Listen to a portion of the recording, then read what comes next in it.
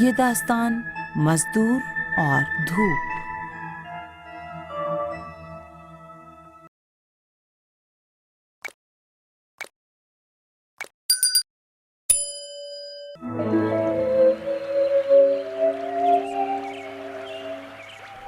بسم اللہ الرحمن الرحیم۔ حضرت امام جعفر صادق علیہ السلام کا ایک خوبصورت اور سرسبز و شاداب باغ تھا۔ اس باغ کی دیکھ بھال وہ خود کیا کرتے تھے۔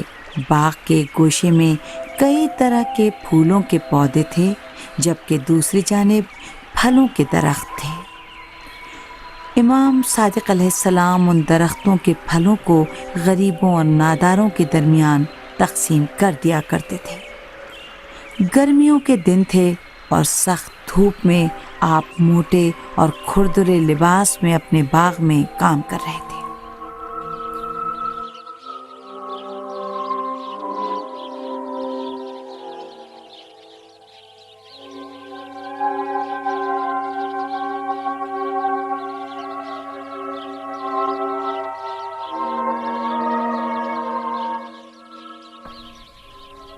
ان میں سے ایک نے دوسرے سے کہا کہ خدا ہمیں معاف نہیں کرے گا، دیکھو فرزند رسول کس طرح محنت کر رہے ہیں۔ دوسرے نے کہا چونکہ ہم لوگ یہاں پر موجود نہیں تھے اس لیے انہوں نے خود ہی کام کرنا شروع کر دیا۔ آؤ تیزی سے ان کے پاس چلیں اور ان سے درخواست کریں کہ وہ اس سے زیادہ خود کو نہ تھکائیں۔ وہ دونوں دوڑتے ہوئے امام جعفر صادق علیہ السلام کے پاس پہنچے اور انہیں سلام کیا۔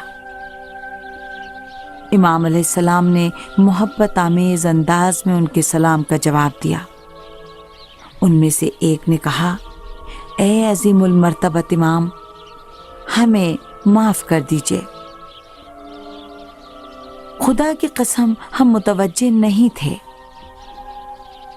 امام نے ان کی جانب رخ کیا اور پوچھا کہ تم سے کون سی خطا ہوئی ہے جو مجھ سے معافی کے طلبگار ہو؟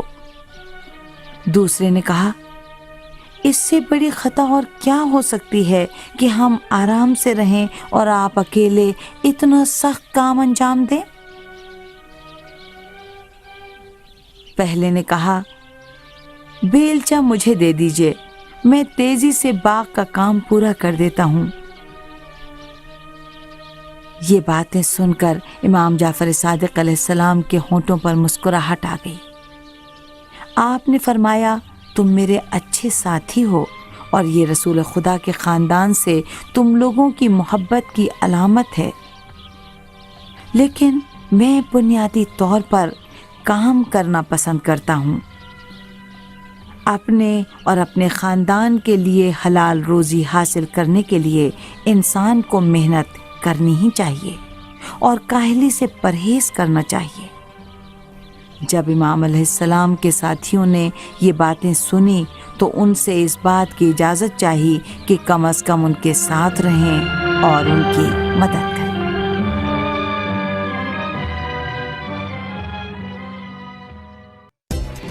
اس طرح کی مزید تحقیقی، علمی اور تاریخی ویڈیوز دیکھنے کے لیے چینل کو سبسکرائب کیجیے اور بیل آئیکن پہ کلک کیجیے۔ ویڈیو کو لائک کریں اور کامنٹس کے ذریعے بتائیے کہ آپ کو ویڈیو کیسی لگی۔ اگلی ویڈیو تک کے لیے خدا نگہدار۔